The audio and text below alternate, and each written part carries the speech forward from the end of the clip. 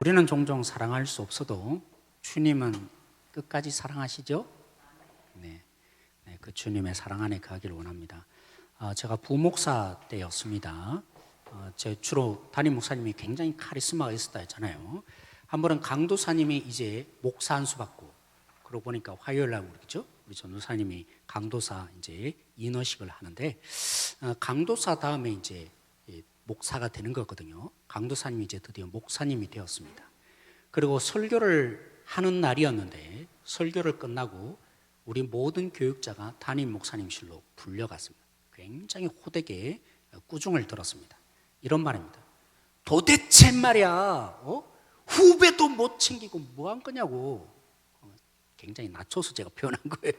그나마 뭐 때문에 목사님 또 화가 나셨을까 했는데, 이제 처음이니까 축도를, 예전엔 축도라 그랬어요. 지금은 축복이라 그러는데, 처음 이제 축도, 그 당시에 축도를 하셨는데 뭐라고 했냐면 축원합니다, 이렇게 한 거예요. 그래서 담임 목사님이 저희들 불러놓고, 어떻게 처음 하니까 축원합니다 할 수 있지만 후배를 그렇게밖에 제대로 도와주지 못한 거냐고 하면서, 우리 합동층에는 원래는 뭐라고 해야 되냐 하면, 담임 이제 목사님들이 이렇게 축도 하잖아요. 그럼 뭐 해야 되는지 아세요? 헌법에 정해져 있습니다. 있을지어다 해야 되거든요. 그런데 축원합니다라는 부분은 우리 합동 측에서 하는 말이 아니라 통합 측에서 목사님들이 축원합니다 이렇게 하는 거예요. 그래서 제가 그때 제대로 배웠습니다. 속으로는 좀 그랬죠. 뭐 축원합니다나 뭐 있을지어다 뭐 하면 어때? 이랬는데, 여기에는 어마어마한 신학적인 차이가 있는 거라고 목사님들 똑똑히 아시라고 제가 호되게 배웠어요. 그런데 지금 저는 어떻게 합니까? 있을지어다 해요, 축원합니다 합니까? 저는 왜 합동층 목사인데 그러고 있죠? 헌법대로 따라했잖아요. 어떻게 된 겁니까? 한 번은 어떤 장로님이 건의를 하셨습니다. 아니, 목사가 하나님이냐고. 있을지어다란 말이 어떻게 그분에게 들렸냐면, 문자 그대로 보니까 있을지어다가 마치 목사가 복을 주는 것처럼 들려진다는 거죠. 그래서 축원합니다 라고 해야 한다라는 것입니다. 고개를 끄덕이는 분도 있는데, 여기에 그냥 문자적으로 자꾸 보니까 그렇죠? 이런 문제가 생기는 거죠. 여기에 뭐가 있다고요? 우리 교단이 그렇게 결정하면 나름대로 의미와, 여기에는 문자적으로 목사가 하나님 대신이다 이런 의미 전혀 없습니다. 그런데 제가 그분에게 설득을 하려고 해도 분명히 설득을 안 당하실 분이 분명합니다. 그래서 제가 받아들이고 수용하기로 했습니다.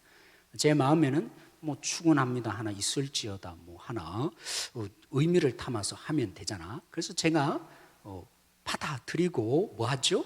합동청 목사로서 통합적인 축도를 제가 여전히 하고 있는 것입니다. 네, 교회 때문에 제가 바뀐 게 있는데, 저 때문에 우리 교회도 바뀐 것이 있어요, 없어요? 제가 당에 왔는데 한 1년 지나고 나니까 진짜 제 처음 입었는데요. 우리 교회 와서 제가 처음 입었습니다. 설교할 때 가운을 입는 것 제가 합동 측에서 본 적이 없습니다. 근데 우리 교회는 가운을 입으라 하더라고요. 그래서 제가 당에 저 입고 싶지 않습니다 라고 했는데, 몇몇 장로님들이 그러지 마시라고 하더라고요. 그렇지만 제가 고집해서 가운도 벗고 지금 설교하잖아요. 제가 왔을 때 여기 보니까 밑에 아래 강대상이 있더라고요. 저거 치웁니다. 그래서 몰래 치웠어요. 몇 번 왔다 갔다 하게. 그래서 이제 나중에 이제 한 장로님이, 목사님은 아래 강상 진짜 싫어하나 봐요. 이제 조금 마음이 불편하면서 그렇게 표현했는데, 제가 모른 척하고 끝까지 치워버렸습니다. 그리고 여기에 지금 기도할 때 누가 같이 기도하십니까? 옛날에는 장로님, 시무집사님만 올라올 수 있는 자리인데, 올라와서 제가 누구든지 올라와서 기도하세요. 직분의 차이가 어디 있습니까? 하나님이 우리 모두를 대표 기도자로 세우시면 그분에게 권위를 준 건데 올라올 수 있습니다. 그래서 지난번에 우리 김순희 집사님 여기 기도하셨죠? 네, 그런 개혁이라 할 수 없고 그냥 제가 좀 때를 써서 바꾼 면이 있습니다. 저 때문에 우리 교회가 달라진 점이 있습니다. 근데 여전히 진짜 힘든 게 있더라고요. 찬송가를 보면 그죠? 마치 나이가 들면 된장국, 된장찌개가 좋은 것처럼 그런 것 같아요. 제가 이해하고 보면 인생의 깊이가 찬송가에 녹아 있습니다. 그죠? 그러니까 우리 나이 드신 분들이 찬송가를 너무 좋아하시고 그 부분을 부르면서 제 아내도 얘기합니다. 여보, 요즘에는 찬송가가 더 좋아. 이렇게 합니다. 그죠? 근데 저는 아직 50대가 넘었는데 제 아내보다 제가 나이 많거든요. 근데 저는 찬송가보다 찬양집을 즐겨 부릅니다. 찬양의 은혜를 받고 찬양 부를 때가 저에게는 더 좋습니다. 제가 50대 넘었다 했잖아요. 제가 이렇게 생각을 했습니다. 요즘 세대는 그죠? 찬송가가 굉장히 박자도 느리고 곡도 늘 동일하니까 지겨워 보입니다. 누구에게요? 젊은 세대는 빠른 곡과 계속적으로 변하는, 장조가 변하는, 여러분 들어보셨어요? 요즘 아이들 부르는 이런 노래들을 보면 와, 템포 그런 게 거의 없습니다. 너무 빠르고, 여기에 만약 교회에 온다면, 그래서 찬송가만 부르면 뭐라고 생각될까요? 아, 예배당은 진짜 지겨운 곳이네. 그렇게 생각될 것입니다. 사랑하는 성도 여러분, 교회는 누구나 올 수 있어야 되고, 특별히 우리만 있기 때문에 그걸 생각하고 추진하면 재미없습니다. 앞으로 올 세대도 생각하며 바꿔가야 할 필요가 있습니다. 그래서 제가 은근히 바꿨습니다. 설교 다음에 마지막 곡으로 찬양이라는 찬송가 말고요, 찬양 한 곡을 그 설교에 맞는 부분을 생각하면서 한 곡을 집어넣었습니다. 몇 달이 지난 다음에 당회가 열렸는데 은근히 압력하시더라고요. 목사님, 은혜 안 됩니다. 찬송가 불러주세요. 제가 접었습니다. 지난번에 한번 말씀드린 것처럼 찬송가냐 찬양이냐 이게 중요하지 않으니까 그게 접었다가 다시 제가 시도하기 시작했습니다. 이제는 어르신들을 조금 더 배려하고 이해하는 측면에서 뭐 했죠? 2년 전부터 찬양집이라는 것을 만들었습니다. 어떻게 이해했냐면 익숙하지 않고 많이 안 불러봤기 때문에 어렵고 그 속에 따라 부르느라고 그 속에 있는 찬양을 지었던 분들의 이 감성을 못 따라잡겠구나. 그래서 은혜가 없다고 여기겠구나. 그래서 한 달 내내 부르자고 한 것입니다. 이해되십니까? 그래서 한 달 내내 매주마다 부르는 것입니다. 지겨운 또 부르는 애가 아니라 우리 어르신들을 생각하니까 너무 모르시고, 그래서 여기에 자유함이 없고 찬송가만 은혜가 있는 게 아니라 찬양집에도 엄청난 은혜 있는 곡들이 많기 때문에 찬송가만으로도 은혜 받으시는 여러분에게 찬양집도 한번 부르셔서 제가 누리는 이 은혜도 한 번 누리게 싶어주고 싶은 마음이 담긴 것입니다. 그래서 찬송가를 빼고 마지막 찬양을 한 곡씩 하기 시작했습니다. 2년째가 되어 갑니다. 그리고 우리 성전사님, 그죠? 저도 한 5분 정도의 묵상을 만들어내는데, 영상 말입니다. 만들어내는데, 여러분, 5분이 쉬운 것 같죠? 우리, 그죠? 만드신 분들은 압니다. 그죠? 방송에 우리 수고하셨던 집사님도, 그죠? 안현수 집사님도 아마 아실 것입니다. 그 5분짜리 하나 만드는데도 하루 종일 어떤 데는 처음에는 익숙하지 않으니까 걸렸고, 종일 그걸 매달려서 또 바꾸고 고치고 원고 만들고 자막 만들고 이래야 5분짜리 영상이 만들어집니다. 쉽게 만들어지는 게 아닙니다. 제가 무슨 얘기를 하냐면 우리 어르신들을 배려하니까 한번 보고 익히라고, 그래서 우리 성전도사님이 사역해야 될 일이 많잖아요. 제가 요청을 했습니다. 우리 어르신들이 따라 부를 수 있도록 뭐 하라고요? 그래서 찬양곡을 만들어서 보고 때로는 올라오니까 계속적으로 부르다 보면 따라오지 않을까. 이런 2년의 수고와 노력을 굉장히 많이 했던 것입니다. 쉽지 않더군요. 정말 쉽지 않은 것 같습니다. 찬양곡 하나 부르는데도 진짜 쉽지 않습니다. 우리의 익숙한 부분에 단 하나 바꾸는데도 진짜 쉽지 않은 것을 느낍니다. 그래서 저는 오늘 본문에 이 얘기를 하고 싶은 것입니다. 이 사람들의 불만이 너무나 이해됩니다. 목회를 하면서 보니까 어떻게 예수님께 이런 얘기를 할 수 있지? 우리 성도님과 제가 목회하면서 겪었던 거죠. 우리 교회만이 아니죠. 많은 교회들 제가 있으면서 야, 곡 하나 바꾸겠는데 이렇게 어려운데 예수님께 예수여 어떻게 당신의 제자들이 금식 안 합니까? 예수님께 어떻게 이렇게 말할 수 있지? 이렇게 보시면 안 됩니다. 우리의 성향을 볼 때 저는 이 사람들의 얘기가 너무나 공감이 됩니다. 이럴 수 있는 충분한 소지, 우리의 성향과 우리의 마음을 볼 때 그들의 일반적인 삶이 뭡니까? 이렇게 표현하는 것입니다. 아니, 존경받을 스승들은 다 금식하는데 예수님의 제자들은 왜 금식하지 않으십니까? 이렇게 할 때 사실 누구 공격한 거예요? 제자들이 불만인 게 아닙니다. 그 제자들을 양육해야 될 예수가 왜 저 모양이냐고 사실은 사람들이 얘기한다고 마가복음에 되어 있는데 의도적이에요. 누가복음 보면 바로 종교 지도자들이었습니다. 마가는 의도적으로 오늘 우리에게 말하고 싶어서 사람들이라고 표현한 것입니다. 사실 그렇습니다. 유대인들은 1년에 딱 한 번 금식하는 것이 원칙이었습니다. 몇 번 한다고요? 1년에 한 번. 언제요? 언제 할까요?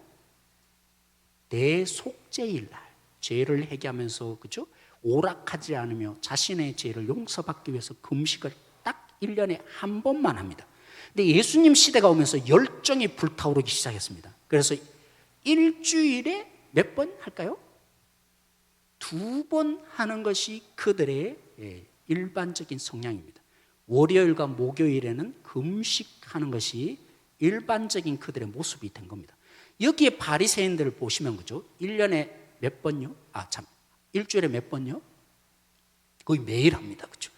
적어도 5번을 금식하는 날로 한 끼 정도겠죠. 그렇게 금식하며 지냅니다. 이게 전체 흐름이 되었습니다. 근데 예수님 금식합니까? 여러분 듣고 이제 금식 안 하시는 분들은 좋으실 수도 있는데 예수님은 금식 안 해요. 먹고 마시고 즐겨요. 그래서 예수님 별명이 뭐죠?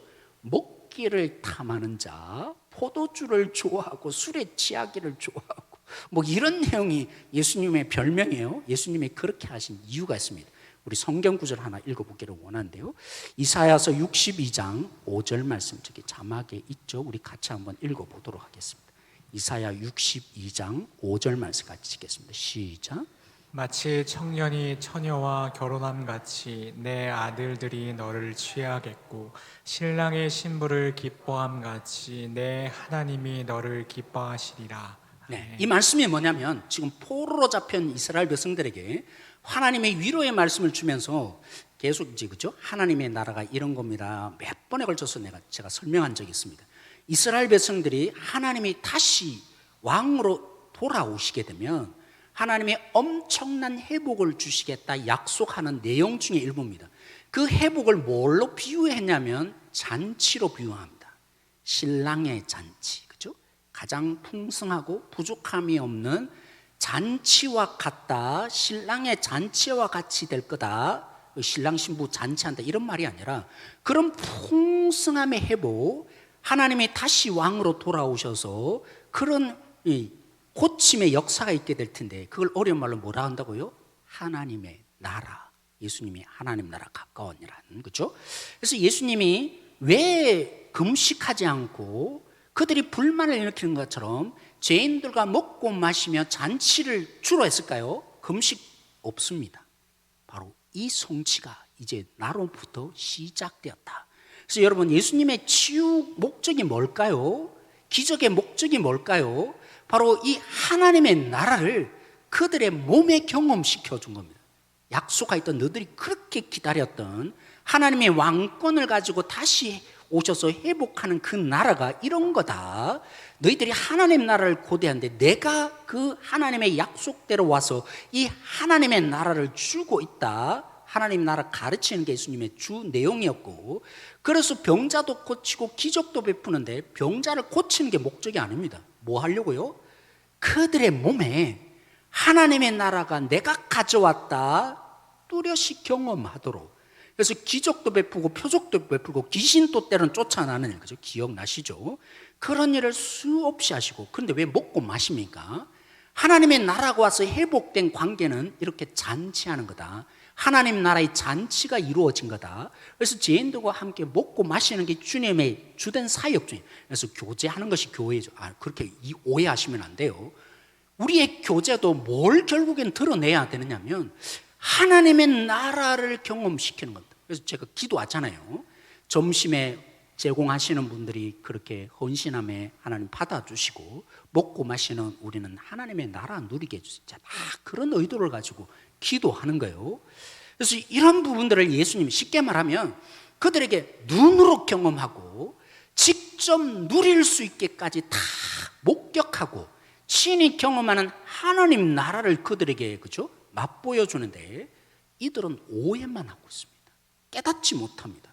이게 무슨 뜻인지, 예수님이 왜 죄인들과 먹고 마시셨고 병자를 고치고 그 모든 하나님 나라를 친히 몸으로 경험시켜 주신, 못 알아들으니까 그렇게 경험시켜 줌에도 불구하고 제자들은 물론 또 못 알아듣지만 오늘 이 사람들의 공격이 그런 거 아니겠어요? 왜 금식 안 하세요? 이 말은 하나님의 나라의 의미를 하나도 못 깨닫는 그들이어서 불만을 터뜨리는 겁니다. 어떻게 금식 안 하세요? 예수님은 우리 지금 금식하며 하나님을 찾고 있는데, 금식이 뭐죠? 내 곡기를 끊을 정도로 하나님의 긍휼을 바라고 하나님밖에 없다는 것을 몸으로 표현하는 것입니다. 근데 그들의 경건이 결국에는 하나님의 나라가 깨달아지고 예수님의 그 의미가 더 깨달아져야 될 금식이었을 텐데, 그들은 지금 뭐 하죠? 오히려 거꾸로 되어서 하나님이 주시는 이 예수님을 통해 주시는 하나님 나라를 거부하는 자가 된 것입니다. 어떻게 이럴 수 있습니까? 경험시켜 주는데도 못 깨는 제자. 이유는 뭡니까? 그래서 예수님의 62장 5절 이 말씀을 근거해서 신랑이 나다라고 하시면서, 신랑이 있을 동안엔 잔치하는 거야, 밥 안 먹고 이렇게 금식하는 거 아니야. 그런 게 어딨냐고. 잔치하는데 금식하는 잔치에 초대된 사람 어딨냐. 근데 진짜 신랑이 없어질 때가 있다. 그때는 너희들이 금식, 예수님이 그죠? 십자가의 죽음을 염두에 두고 말씀. 그런 다음에 두 가지 비유를 하시는 것 속에 여러분이 잘 보시면 하나님의 나라를 직접 눈으로 목격하게 하는 그 예수님 앞에서 왜 이들은 깨닫지 못하는지가 드러나는 것입니다. 두 가지 비유가 뭡니까? 첫 번째 비유는 헝겊 비유입니다. 거기 있죠? 제가 생배 조각과 낡은 옷이라고 이렇게 표현했는데, 예수님의 헝겊으로 비유하십니다. 낡은 옷에 그죠? 헝겊을 가지고 이렇게 기우면 이 낡았던 옷은 새 것은 너무 짱짱하니까 이 낡았던 옷이 기우면 이 새 옷의 이 강함을 견디지 못해서 또 뭐 한다고요? 헤어진다. 그래서 좋은 새 헝겊도 망치고 뭐든 망친다고요? 그 옛날 낡은 옷도 망친다라고 예수님 비유합니다. 두 번째 비유는요, 포도주 부대 얘기를 합니다. 여러분, 포도주를 담으면 그 포도주, 새 포도주는 포도즙이죠. 정확하게 말하면 그 포도즙이 점점 시간이 따르면서 발화합니다. 그렇죠? 기체가 발생하고 부풀어 오릅니다. 낡은 가죽 부대는 신축성이 없기 때문에 가득 담으면 뭐 하죠? 신축성이 없으니까 결국에는 부풀어 오르는 그 새 포도주를 허용 못해서 터뜨려지는 일이 발생합니다. 이해되시죠? 두 얘기는 똑같습니다. 이런 얘기입니다. 옛날 방식으로, 하나님 나라 이전의 방식으로 내가 가져오는 새로운 나라, 나를 하나님이 보내서 가져오는 질적으로 다르고 너무나 풍성하고, 그래서 도저히 이 생명 있는 하나님의 나라를 옛날 방식으로 뭐 한다고요? 담아내지 못한다. 그러니까 이해 못한다는 것입니다. 왜 금식 안 하세요? 이렇게 된다는 것입니다. 하나님의 나라가 너무나 크고 위대하고 이 질적으로 너무나 높기 때문에, 다시 말하면 너희들의 옛날 방식을 계속 고집하면 너희들이 힘들어진다. 새 것도 망치고 옛날 것도 망친다. 그죠? 우리는 익숙한 대로 살기를 원합니다. 내가 편한 대로, 그죠? 그러느라고 얼마나 많은 시간을 들이고 이 인생 가운데 그 찬송가 배우느라고 시간들이 있었을 것입니다. 그 찬송가를 배우고 났는데 새로운 곡은 제가 하나님 나라 얘기하는 거예요. 우리 라이프 스타일을 얘기하는 거예요. 새로운 것에 대해서는 거부감이 있고 불편합니다. 뭐가요? 옛날 것이 이미 익숙해져 있고 나에게는 편한 것이. 그런데 뭐가요? 하나님의 나라를 너희의 옛날 고전 방식으로 그달이 있으면 그 옛날 방식의 편하고 좋은 이것들 때문에 결국은 하나님의 나라가 싫고 그 하나님 나라를 부정하게 된다. 둘 다 망친다 라고 예수님 말씀하신 것입니다. 사랑하는 성도 여러분, 제가 찬양곡 얘기하는 게 아닙니다. 이 얘기는 그냥 여러분에게 마음에 와닿도록 하기 위해서 시작한 것에 불과합니다. 지금 제가 무슨 얘기 하려고 한다고요? 예수님 믿는 것에 대해서 얘기하는 것입니다. 하나님의 나라에 대해서 얘기하는 것입니다. 하나님의 나라는 옛날의 내 습관과 내 방식으로는 도저히 수용할 수 없고 이해할 수 없고 받아들일 수 없습니다. 여기에 우리의 심각성이 있습니다. 하나님의 나라는 오직 우리의 옛날 습관과 방식 이런 거 있잖아요. 하나님도 믿고 세상도 따르겠다. 그 말은 뭐 하는 거라고요? 이도 하고 저도 하겠다는 것은 오늘 예수님의 비유를 하면 둘 다 망치는 거다. 내 마음대로도 하고 하나님 뜻도 따르겠다고요? 불가능하다고 예수님 말씀합니다.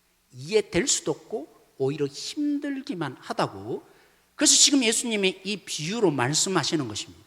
내가 주님을 믿기 전에 나를 위해서 살고 내 방식대로 살던 그것을 버리지 않고 하나님의 이 새로운 나라를 받기 위해서는 하나님의 가치가 내 것이 되지 않고는 하나님의 나라를 받아들일 수도 없고 예수님을 소유할 수 없다고 엄중한 경고를 지금 예수님이 이 본문을 통해서 얘기한 거예요. 그래서 종교 지도자들의 얘기를 마가는 그래서 의도적으로 누가 지금 이 일을 했다고 말합니까?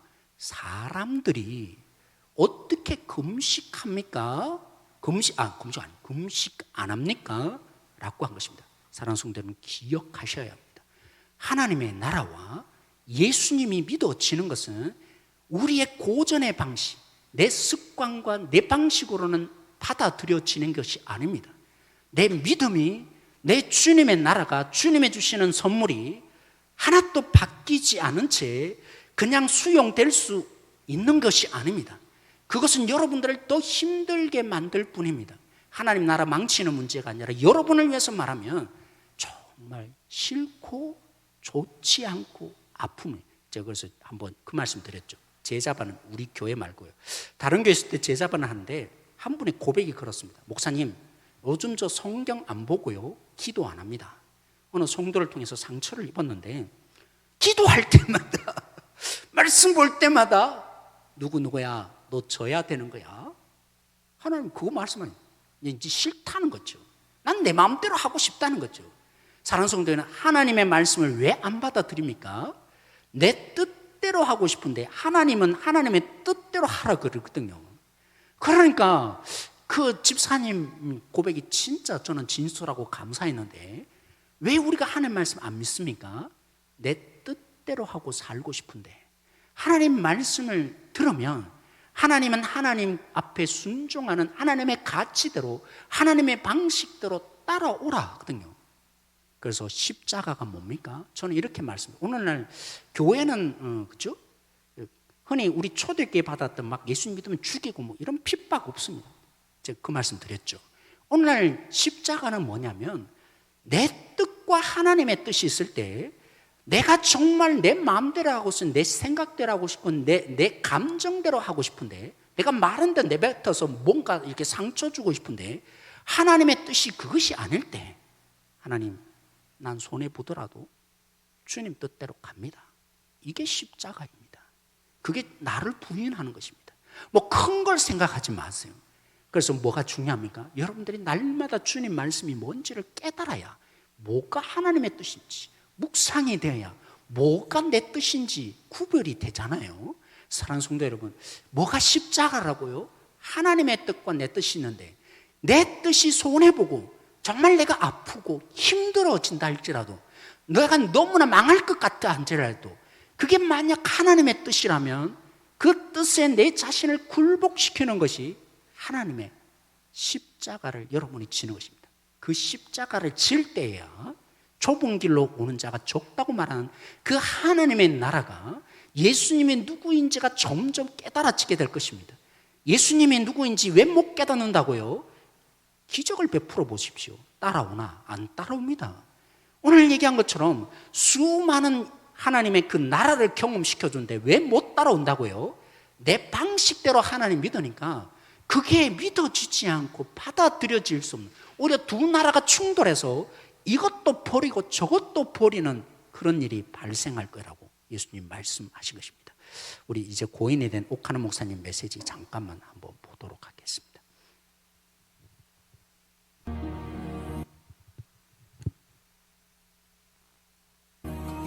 뭔가 그럴듯한 참 선한 일, 주님의 일을 하느라고 동분서주하며 요란을 떠는데 전부 마음이 허영에 들떠있어 자기 생각대로 해. 의견이 안 맞으면 다투어 서로 시기 질투해. 편당이 있어 한 마음이 안 돼. 이것은 교회의 병입니다. 영적으로 굉장히 어리다 그 말입니다.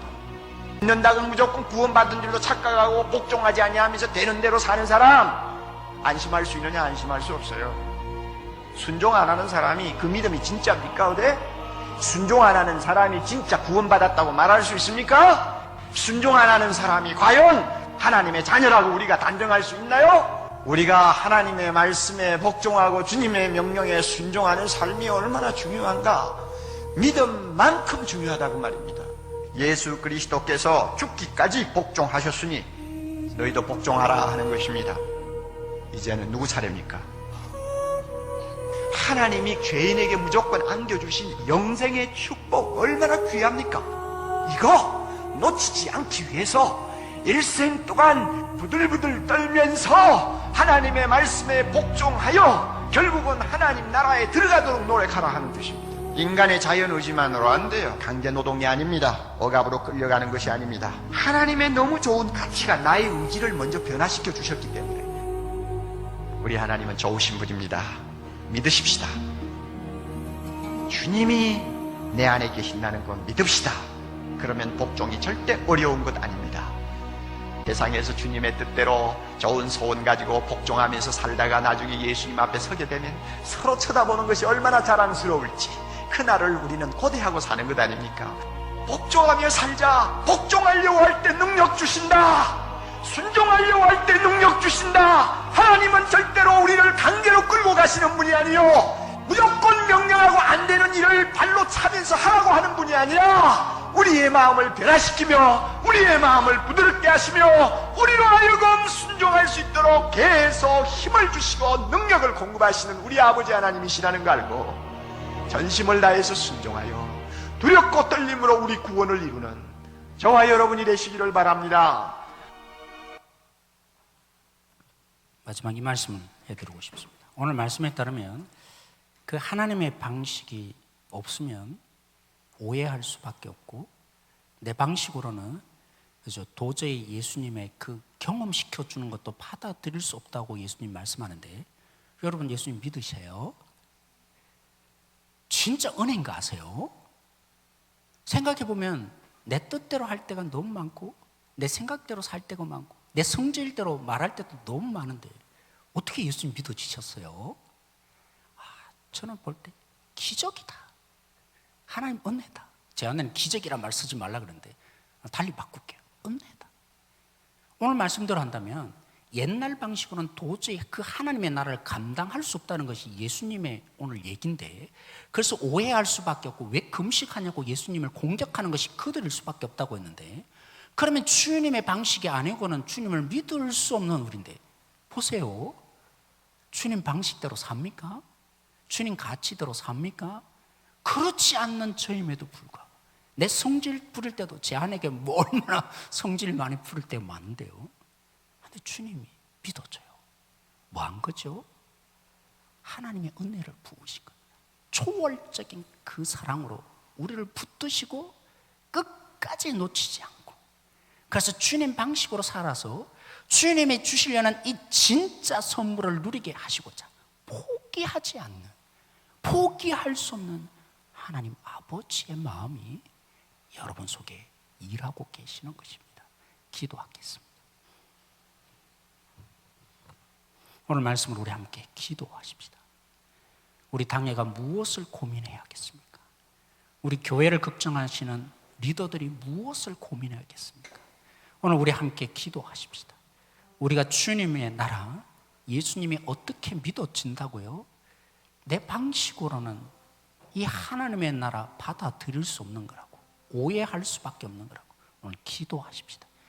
하나님의 방식대로 믿고 하나님의 뜻을 따라가서 하나님의 주시는 이 나라를 소유하게 하여 주십시오. 예수님이 소유된 자시고 그런 나를 끝없이 하나님의 방식과 다른 삶을 여전히 살면서 하나님도 믿고 세상도 믿고 사는 그런 나를 포기하지 않고 이 주님을 믿게 하시고 주님을 따르게 하시고 주님을 고백해 하신 이 하나님의 포기하지 않는 이 주님의 마음 붙드는 우리들 되게 하셔서 나도 한 생명을 향해서, 교회를 향해서, 성도를 향해서 이 아버지의 마음으로 섬기는 자 되게 하여 달라고, 이 은혜가 흘러가는 통로가 되게 하여 달라고 우리 함께 같이 기도함으로 나가십시다. 기도하겠습니다.